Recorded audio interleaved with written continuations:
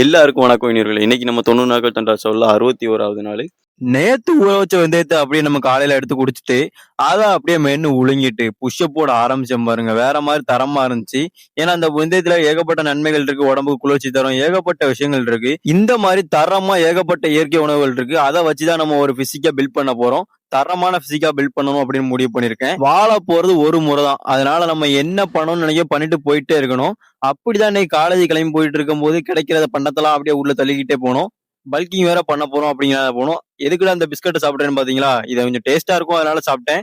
இனிமே இதை குறைச்சிட வேண்டியதுதான். அப்படியே அங்க இருந்து கிளம்பிட்டோம். அங்க இருந்து வந்து ஒரு சர்பத்தை குடிச்சோம் பாருங்க, அருமையா இருந்துச்சு.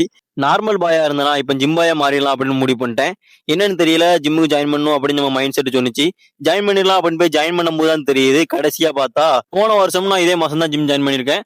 அப்போ 29ஆம் தேதி, இப்போ 7ஆம் தேதி, அவ்வளவுதான் வித்தியாசம். ஆனா மாற்றம் கண்டிப்பா இருக்கும். இன்னும் ஒரு 3 மாசத்துலயே ஒரு தரமான பிசிக்க பில்ட் பண்ணி காட்டணும் அப்படின்னு முடிவு பண்ணிருக்கேன். பார்க்கலாம் என்ன பண்ண முடியுதுன்னு. மீண்டும் அடுத்த பதிவில் சந்திப்போம்.